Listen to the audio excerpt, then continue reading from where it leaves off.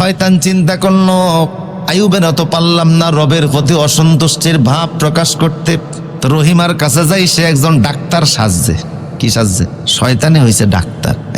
ডাক্তারের ব্যাগ নিয়ে রহিমার কাছে গিয়ে বলে, রহিমা আমি একজন ডাক্তার, আমি জানি তোমার স্বামী অসুস্থ, চিকিৎসা করাতে পারো না, চিকিৎসা করানোর জন্য টাকা পয়সাও নাই, আমিও এমন ডাক্তার, আমি চিকিৎসা করে দিব, বিনিময় কোনো টাকা পয়সাও আমাকে দেওয়া লাগবে না, তোমারও টাকা নাই আমিও টাকা চাই না, কিন্তু আমি চিকিৎসা করলে তোমার স্বামী সুস্থ হতে পারে, সুস্থ যদি হয়েই যায় তোমার স্বামী সুস্থ হতে পারে, তোমার স্বামী চিকিৎসা করব, চিকিৎসা করলে অন্তত টাকা ফি পয়সা কিছু দেওয়া লাগবে না, অন্তত কৃতজ্ঞতা হিসাবে এই কথাটা তো বলতে পারো আমি একজন ভালো ডাক্তার, আমার চিকিৎসায় তোমার স্বামী সুস্থ হয়েছে। কথা না কি কইবা?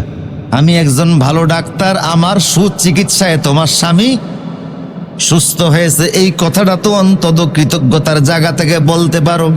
বিবি রহিমা ভাবলেন এটা আবার তেমন কি কথা, একটা লোকের চিকিৎসায় যদি আমার স্বামী সুস্থ হয় তা সেই কথাটা বলতে দোষ কি? ডাক্তার সাহেব বলল এই কথাটা বললে আমার উপকার হবে, আমি আরো 2-4 জন রুগী পাবো, তোমার এই পাবলিসিটির কারণে আমি 2-4 জন রুগী পাবো, এতে আমার সারবে, আমার রোগের আর ঔষধের তোমার কোনো টাকা পয়সা দিতে হবে না। বিবি রহিমা গিয়া স্বামী আইয়ুব নবীর সাথে পরামর্শ করলেন, এমন একজন ডাক্তার আপনার চিকিৎসার জন্য আমাকে পরামর্শ দিয়েছে, উনি আপনার চিকিৎসা করবে, বিনিময়ে কোনো টাকা পয়সা দেওয়া লাগবে না, তবে আমরা এতটুকুন কথা যেন প্রচার করি এবং বলি যে উনি ভালো ডাক্তার, ওনার চিকিৎসায় আপনার সুস্থতা এসেছে।